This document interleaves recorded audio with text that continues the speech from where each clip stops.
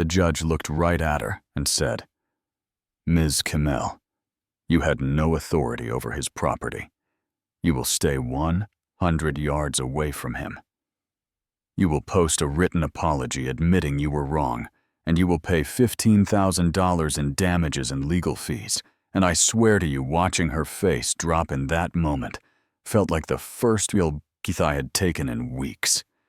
This woman spent almost a month trying to paint me like some kind of criminal living on stolen land, and now she's sitting there in front of a packed courtroom, shoulders shaking, while the judge basically tells her, "You're done. Sit down. I'm going to tell you how we got there, and while I'm talking, drop a comment and tell me where you're watching from, because I want to know if HOAs get this bold where you live, or if this was just my special welcome to the neighborhood. My name is Ethan Caldwell. I'm a freelance writer, and 6 months ago, I moved into this little lake house on Lot 47B out by Lakeview. Quiet place, morning fog on the water. Not a soul around except some retirees walking their dogs and a couple fishing boats at sunrise. I bought that place on purpose because it was peaceful, and because I cannot stand people telling me what color my mailbox is allowed to be. You know what I mean. And I was careful too. I paid a lawyer to go through all the paperwork. I had the title company verify the boundaries, and I had a certified survey from the county that said in plain English that my lot sits outside the Lakeview Estates HOA jurisdiction. The HOA line stops at 47A. I'm 47B, and there's about 15 meters of breathing room between me and their rules. So explain to me why, on a random Tuesday morning, while I'm on my driveway holding coffee and minding my quiet little life, this woman marches up like she owns the land beneath my feet and yells, "You have 48 hours to comply, or I'm calling my lawyer." That was my introduction to Brenda Kimmel. HOA President Self, declared defender of property values, clipboard in hand. Blazer, that tight, polite smile that isn't polite at all. She didn't say, "Hi, I'm Brenda. Can we talk?" Nothing like that. She just slapped a bright warning sign at the edge of my driveway like she was tagging condemned property. Told me I was in violation of a dozen regulations, turned on her heel, and walked off like she had just delivered a court order. I'm standing there in pajama pants thinking, violation of what? I'm not even in your HOA. And I know some people are like, I'd have gone off right there. No, you wouldn't, because the first emotion isn't anger. It's confusion. It's that cold. What if I'm missing something feeling? So I go inside. I pull my file box from the attic. I lay out my deed, my stamped survey map. The boundary drawings that show HOA jurisdiction ends at lot 47A, and my house is 47B, clearly outside. And then my phone buzzes. It's an email from Brenda with the subject line, "Violation notice. Immediate action required." All caps. And she did not just send it to me. She CC'd like 15 other people, probably neighbors, board members, anybody with an opinion. The email is this numbered list of everything I'm supposedly doing wrong. My house color is non-compliant. My kayak leaning against a tree is visible refuse. My lack of decorative fencing violates aesthetic standards. And at the bottom, there's a fine scheduled deadlines and a threat that if I don't comply in 10 days, they will pursue legal action. Let me pause here and tell you the part that really got under my skin, because it wasn't the fake fines. It wasn't even the threat. It was the CC. It was the fact that within 24 hours of living quietly, my name is now sitting in other people's inboxes, like, "Hey, everyone, meet the problem neighbor." That right there, that isolation move, that's not about compliance. That's about control. I didn't scream at her. I didn't give her drama she could twist back on me. I did something way more boring. I started a folder on my laptop called Evidence. I screenshotted out every email. I pulled the security cam footage of her trespassing on my driveway.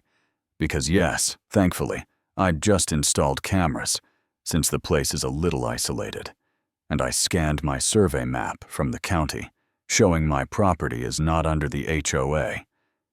Then I wrote Brenda back, and kept it as polite and dry as possible. Brenda, my property is not part of Lakeview Estates HOA. Please cease all further contact regarding alleged violations. And honestly, I thought that would end it. It did not end it.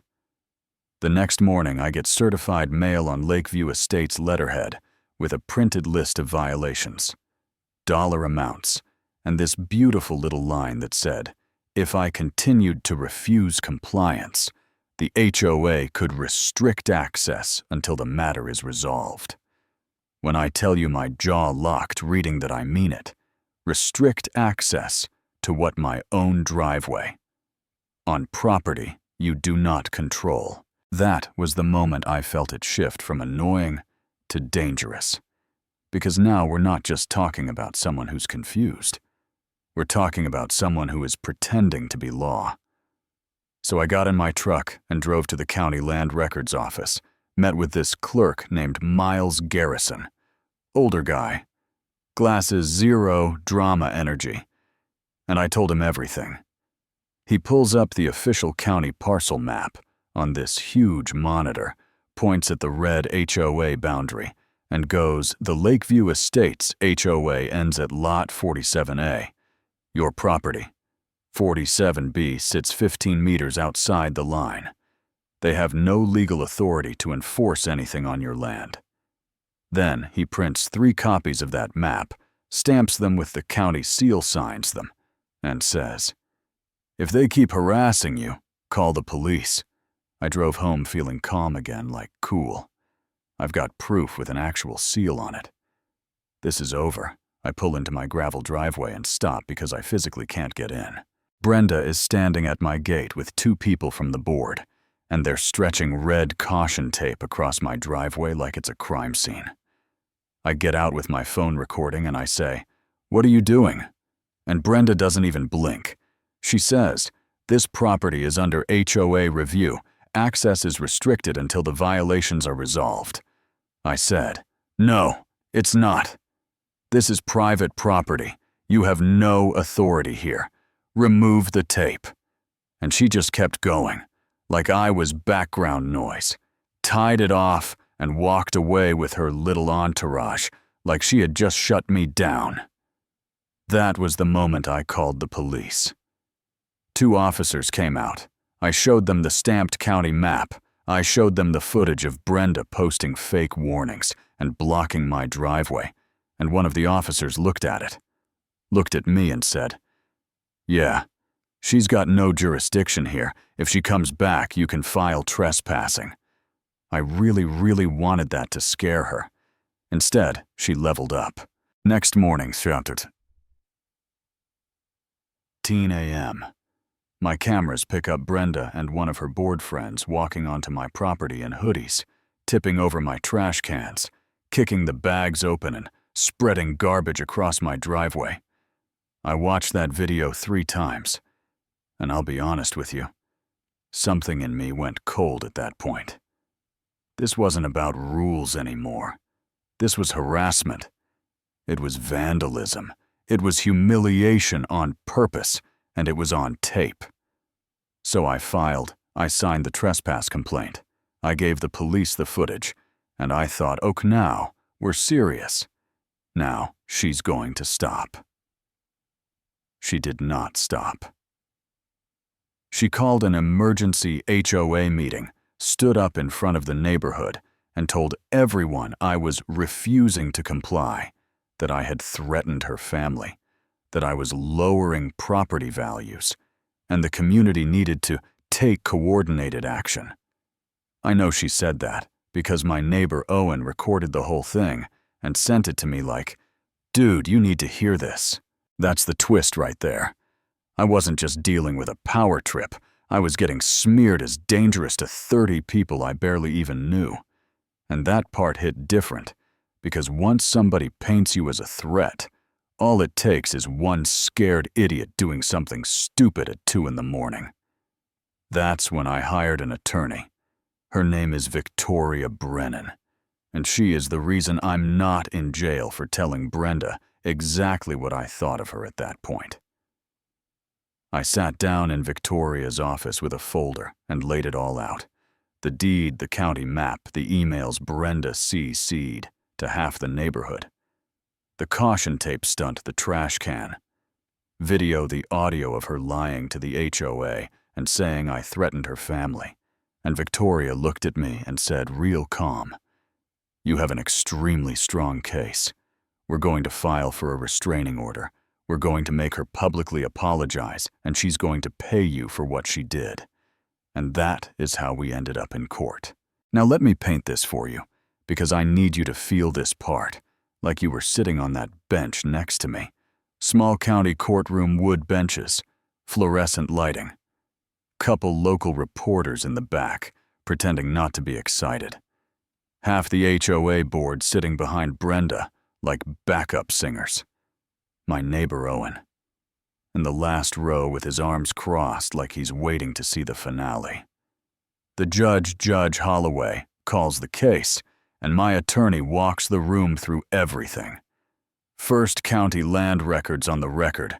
My property is not, and never has been, under HOA jurisdiction. No authority, no power to threaten access. Then she plays my security footage for the judge.